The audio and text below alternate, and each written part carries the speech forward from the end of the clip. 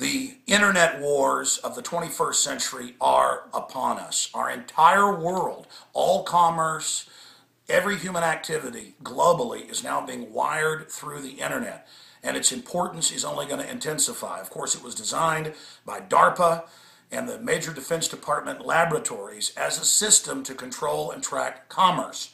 They told the public it was done to survive a nuclear war. But the program that grew out of that is a system of panopticon surveillance. Now, the internet's a double-edged sword. The people of the world have used it to communicate, to organize. A true, alternative, diverse press has grown. And the system now that they've gotten us addicted to the web is attempting to move in with a program of control to begin curtailing and shutting down the internet as we know it. So in this special report on the heels of the whole SOPA fight, I want to break down just some of the basics here, because SOPA is only the tip of the iceberg. We have the intellectual property treaties that the U.S. is trying to sign that brings in SOPA-style censorship and control worldwide. It's not just SOPA, so these are the threats here. We have domestic laws like SOPA and the IP Act and others. We have all of this going on. Continuing, we have people like Google delisting Infowars.com and PrisonPlanet.com and many other alternative anti-establishment sites from the Google News search. Not the web search, but the Google News search. They've also lowered our listings and other alternative media listings in the general everything web search. That's a huge issue going on. And again, Google acts like that they're stopping news aggregators when they are a news aggregator, and globally make up about half of what we know as the internet right now, and they're big globalists, obviously, that go to the Bilderberg Group and other meetings. We're also seeing preferred site preference with the big internet service provider companies themselves and the cable companies, where establishment media is being pipelined quicker to people. And if you're not part of the establishment, if you have a dog grooming business or a little local newspaper or whatever the case is, or startup TV system, you're beginning to be censored. And that's the whole peer-to-peer discussions and the whole debate about keeping the internet open and free and basically allowing equal access. So we've got that entire system going on. We also have the built-in surveillance of the internet and all the devices that tie into the internet.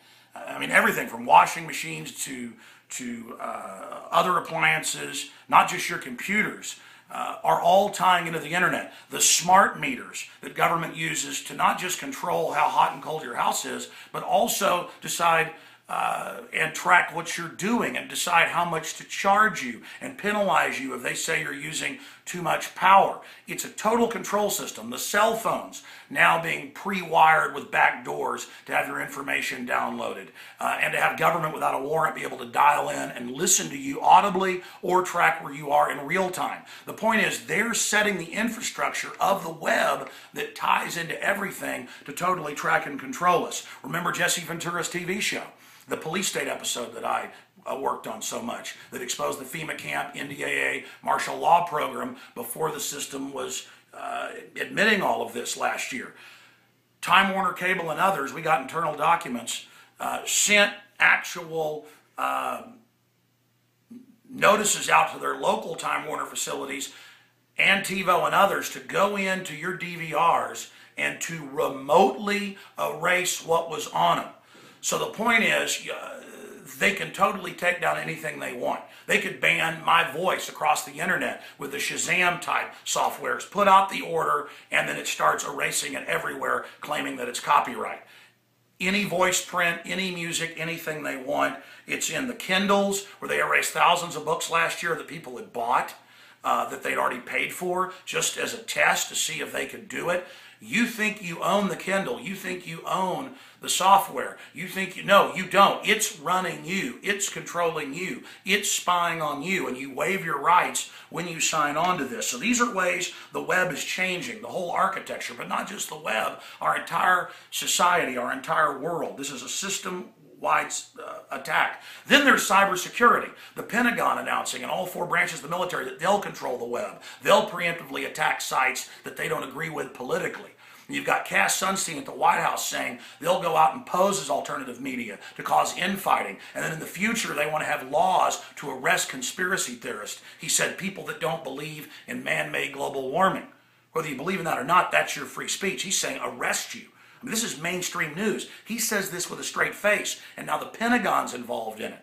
Not just in arresting citizens secretly, but saying they'll shut down whatever they want on the web, separate from law. All of this is already going on. So we just saw last night, mega download, people arrested, no due process, millions of users. They'll shut down thousands of sites to get just one user who's supposedly uploading copyright stuff. Mega download was just an index for people to communicate with each other. Instead of going after the individuals downloading it, they go after the entire system. And this is happening more and more. We're also just seeing all sorts of other attacks, regulations, calls for taxation, state governments, international governments going after it because the globalists are monopoly men. They let you populate the web, fund it with all the software and things that you buy, and your internet company paying your bill for bandwidth every month. And now they want to come in and start shutting down the web that humanity has built and that is quasi-free and convert it completely over to a highly controlled system. They admit this, they call it Internet 2 and advertise it as if it's something new. So this is what's happening. And this is only part of the attacks that are going on. And it's incremental, so it's harder for people to notice. But it's not just governments trying to restrict, it's corporations already doing it. And so that's why we fight on all of these different platforms and establishment systems like Google and YouTube, because they advertise it as YouTube. The community builds it. Now they're making it where the communities can't communicate and they can push the content they want at you. They use our energy to build the system like slaves, and then they shut it down and consolidate it as monopoly men. For free society, for innovation, for everything, we need to keep the web free and move towards more freedom, not less. But there has been a clear launch of all this stuff they've beta tested to begin to really chop up and curtail freedom on the web. The internet war has begun in 2012. They're moving at warp speed on every front, not just with NDAA and SOPA, and the American Medical Association 2 days ago called for forced inoculations nationwide publicly. The tyrants are coming out of the closet because they know we're waking up and there's a global renaissance happening. So they're coming in with both feet to try to shut us down.